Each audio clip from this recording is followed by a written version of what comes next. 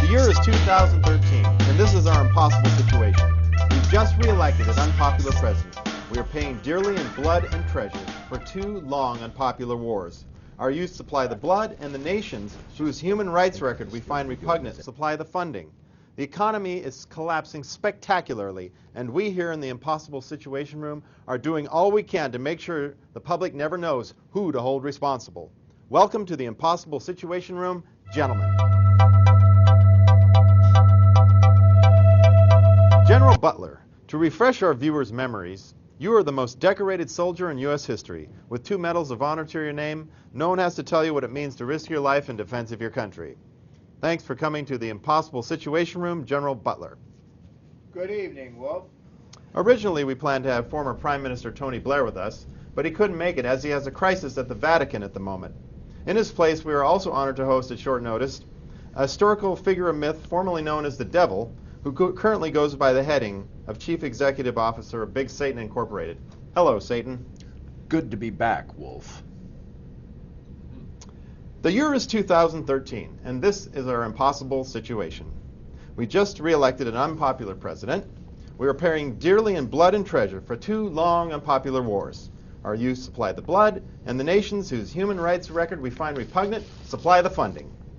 The economy is collapsing spectacularly, and we here in the Impossible Situation Room are doing all we can to make sure the public will never know who to hold responsible. Welcome to the Impossible Situation Room, gentlemen. Every once in a while, due to time constraints and conflicting demographic strategies, something remarkable happens here live in the self-perpetuated Impossible Situation Room. I hope somebody has the guts to make that happen tonight. General Butler, are you sure the nation that you so bravely defended is salvageable, or would it be good news for the rest of the planet if the USA would just shut up and go away? Or do you think Barack Obama is just nutty enough to take the rest of us with him? This is not just about you, Wolf. It's about the rest of the people who haven't been paying attention, who live here too. In spite of you and them, this country deserves better. Interesting, General. As we pause from a word from our sponsors, in the interests of full disclosure, the Impossible Situation Room is a fully owned subsidy of Big Satan Incorporated. Do you believe in Ronald, hamburger crown? Get a bunch of goons from out of town. Kick your ass if you make some noise. Come to bust the union, seem to destroy. Black magic in the marketplace. Prison labor and a big old tax break. Do you believe in Ronald?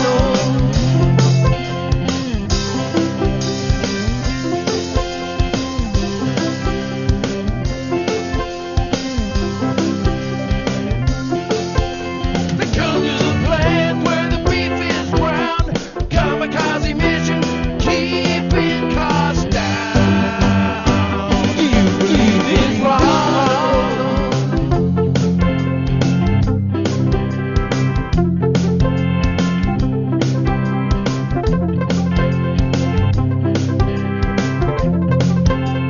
Whoa, black magic in the marketplace. Blue Ronald is the new chipped out face.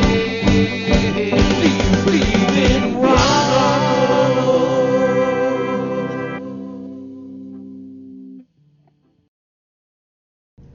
We're back with General Smedley Butler, Satan, and me, Blitzkrieg Coyote, in the Impossible Situation Room. Mr. Devil, what is your take on the United States of America's moral fitness to survive? The U.S. will always survive in some form. Perhaps the prominence of forced labor camps will raise some eyebrows, but what of it? Wouldn't it be an ironic ending to a nation whose citizenry is a mob, hell-bent on its own environmental destruction? My, oh my, how far we've come. Forced labor camps? The only forced labor that's likely to happen is when the guy with the horns is breaking rocks in the hot sun. Maybe so, Mr. Sliminess. But where were you when the founding fathers put their necks on the line to declare independence from the British crown? Still in London, I bet. Those men were drawing a line against tyranny for human rights that will stand as long as our citizens can find it on a map. General Buttercup, you and I know the so-called founding fathers were just the latest in a long line of dead white European male oppressors who managed to turn a tea tax into a rebellion. They've become a virtual pantheon of mythical characters, the type that populate children's fairy tales. Wrong again, Satan. The line of George Washington is not so long as the line of your BS. Whatever happened to Washington's common sense neutrality? If the idea is to preserve the general welfare for posterity, we can start by keeping our young people alive. Now that's something we can agree upon, General. If you'd had your way and the USA had minded its own business, you would have been recolonized by the Third Reich by now, which probably would have been a much more workable arrangement than the one you've created for yourselves. Don't you agree? Let's just say I wasn't privy to the information the president had. I had no idea how deep the roots of your global fascist conspiracy had penetrated into everything good and just in this world. If I'd lived until Pearl Harbor, I would have seen with my own eyes that we had to destroy you as completely as possible. Oh, well, that may not be as easy as it sounds. Last week, Dr. Henry Kissinger told me here in the Impossible Situation Room that we can't win the wars in Iraq or Afghanistan, but we can't leave either. We have to stay and fight it out and reestablish security by supplying targets to local terror groups that didn't exist till we got there, until we started droning the people. It's not exactly a walk in the park, but it's all we can do. If it was up to me, I'd leave tonight. I wrote the book, War is a Racket, about my 33 years in the Marines. I spent most of my time being a high-class muscle man for Wall Street and the bankers. I was a racketeer for capitalism. It takes one to know one, Wolf. So let me tell you, your number is up. Everybody knows the game is rigged. And when it ends, some people are going to jail. I'm glad you brought that up, General. Sovereignty is passé. We're in a war against terror that could last 100 years. We need to make the 21st century the century of the right to protect. Or perpetual warfare anywhere, anytime. War and markets without borders. We have the right to protect, and you have the right to die. It's liberal, it's humanitarian, and it's sustainable. Why not let British Petroleum fly their own flag, one with a deep-sea drilling rig? But don't drag the United States into it. As usual, it will be sold as democracy and free markets. Then give them a medal if they are lucky enough to come home maimed and disfigured, making our veterans' hospitals and state institutions fill up with permanently disabled youth. Take their guns first, though. We'll be right back after a break from our sponsor and take up the topic of the Affordable Care Act and the new push in Congress to guarantee your right to die. Know what you sold them. Do what you told them. Know when to walk away and pull the plug. You can save your money with the organ donor discount. Here comes big savings with Liverpool Pathway Care. Hi friends, it's your old pal Charlie Rogers, the Wall Street Gambler. Here was some good news for seniors.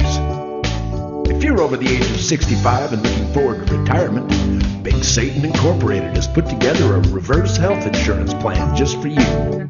You can never be turned down due to pre-existing condition, and your coverage can never be terminated before you are.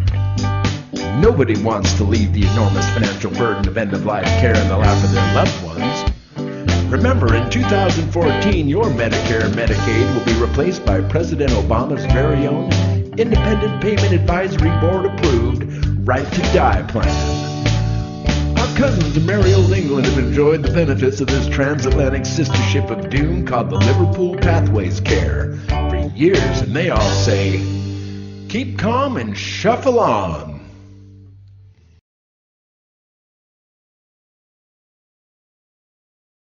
We're back with our guests in the Impossible Situation Room. In a time of skyrocketing tuition and limited access to education, how can we possibly maintain a commitment that can cost upwards of $1 million to keep Grandma alive for her last 3 months? Question, Satan. How are these figures going to add up? They call that a death panel, but we're not going to have that discussion tonight. As a stand-in guest for Tony Blair, I know something about this subject. They do call that a death panel, but that's not what we're talking about. We need to think about the quality of the end of life, the dignity. It's about the counseling, the insurance, the money. Not just prolonging a hopeless situation. My friend and colleague, Prime Minister Blair, in his conspicuous concern for the healthcare standards of seniors in the USA and the United Kingdom, has shared this piece of policy wisdom with your own President Barack Obama. And it's coming to a hospital on your shore soon. That does appear to be the word on the street. Recently at the Aspen Institute, Bill Gates said if Grandma dies now, it means we won't have to lay off 10 teachers. But let's go to that clip now. It squeezes out everything else. So right now what you see is it's squeezing higher education. You're raising tuitions at the University of California as rapidly as they can. And so the access that used to be available to the middle class or whatever is just rapidly going away. That's a trade-off society is making because of very, very high medical costs and a lack of willingness to say, is spending $1 million on that last 3 months of life for that patient, would it be better not to lay off those 10 teachers and to make that trade-off in medical costs? But that's called the death panel, and you're not supposed to have that discussion. So of course, that's an interesting thing you just said, which is just the last 3 months in life for one person or something, because we haven't had a discussion of how to allocate that money. It means we lay off 3 teachers to do so. I mean, in other words, we haven't had this type of allocation. We're making that trade-off because of huge medical costs that are not examined to see which ones actually have no benefit whatsoever. And because of pension generosity, we will be laying off over 100,000 teachers, which, I'm very much against that. And the whole AFT will agree with me on that. Who is Bill Gates? Is he Al-Qaeda? This sounds like a robbery hostage situation. Who in the hell put that grinning geek in charge of healthcare in the first place? Get straight on our priorities. Commit ourselves to making our veterans and our seniors healthcare the best it can. We can save on the bottom line just by cutting out the insurance for profit racket with a single payer for all. Sounds like the same thing as terrorizing Afghanistan and Iraq is moving in on our medical system in this country. Like the predator has a problem. It needs to eat, and it intends to start with the seniors and work its way through the ranks as quick as it can. Well, we can't help them. The hospitals need to be paid, and the patients need to be treated. We don't kill seniors to pay speculators and bank criminals. Why do you want to be stubborn? Why do you want to be different from other people? We can take care of you. You have a mortgage on your house. We can take care of that, and it's all perfectly legal. I didn't take the money. I took the story to Congress and the media. Your corporate ancestors took the impossible situation to Franklin Delano Roosevelt. And he took the story of your friends in the Liberty League to the people. We've got the goods on you, and we are going to put the two of you away for a long time. The general would have had about the same effect today, going to Congress and the people.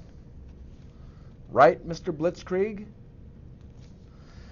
When it's time to make pronouncements of the inevitability of war, reflecting a balanced and earnest concern for the public's safety, who are you going to call?